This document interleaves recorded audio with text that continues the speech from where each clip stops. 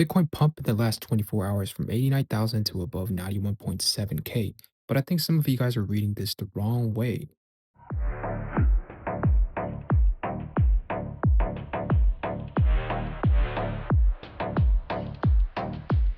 Welcome back to Black Room Trade. In this playlist, we don't do hopium or price call. We read structure, positioning, and market behavior. Before we get excited, I want to anchor this video to what we said in the previous one. On the lower time frame, Bitcoin flushed alongside the Venezuela news. Despite the rebound after 24 hours, that initial reaction still matters because it tells us that the market still treats Bitcoin as liquidity sensitive assets under stress, not a first order safe haven. As of today, the real question isn't why did Bitcoin go up? The real question should be, is this a structural shift or just short-term pressure relief? Because those two lead to very different outcomes. Let's talk about what likely drove this move, and I want to be very clear upfront. These are pressure mechanisms. First, leverage. We saw a wave of short liquidation as price pushed higher. When short are forced out, that creates mechanical buying. It can move the price fairly quickly, but that kind of buying is about positioning being wrong, not about new long-term conviction entering the market. Now, you may have also seen the headline saying whales are accumulating, but this is where it gets tricky. The recent on-chain analysis suggests that some of these accumulation signals were actually exchange housekeeping and internal wallet movements. These are not your fresh spot buying from large holders, so what the market reacted to wasn't necessarily real demand. It was more like the perception of demand combined with thin liquidity. Again, that distinction matters. We also saw ETF inflows rebound after a stretch of outflows. Now, that helps stabilize sentiments, but sentiment stabilization is not the same thing as sustained institutional allocation. A bounce in ETF flows can reduce pressure, but it doesn't automatically confirm a new inflow regime. And finally, there's the geopolitical narrative. Some people frame this move as Bitcoin acting like a safe haven, but in my opinion, the sequence matters. When the Venezuela news hit, Bitcoin sold off first.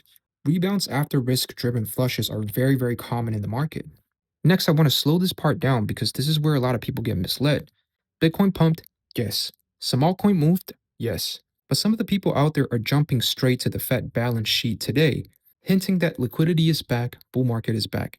Now, that conclusion skips way too many steps. So, we're going to talk about this. Now, this is not a spending chart, and it is not a stimulus chart. What you're looking at here is only one side of the Fed's balance sheet, which is the asset side.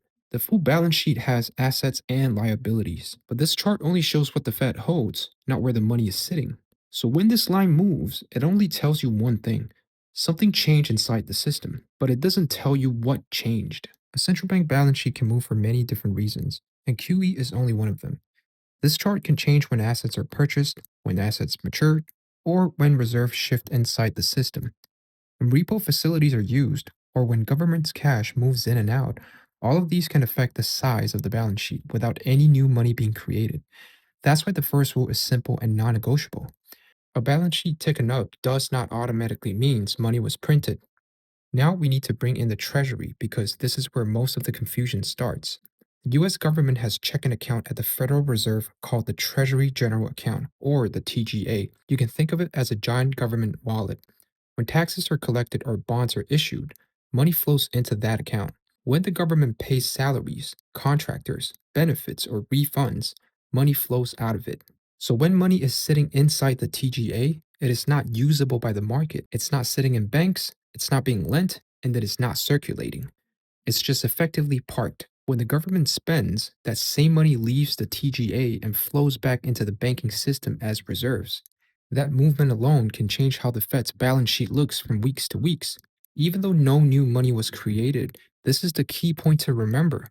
This is liquidity returning to circulation, not liquidity being created.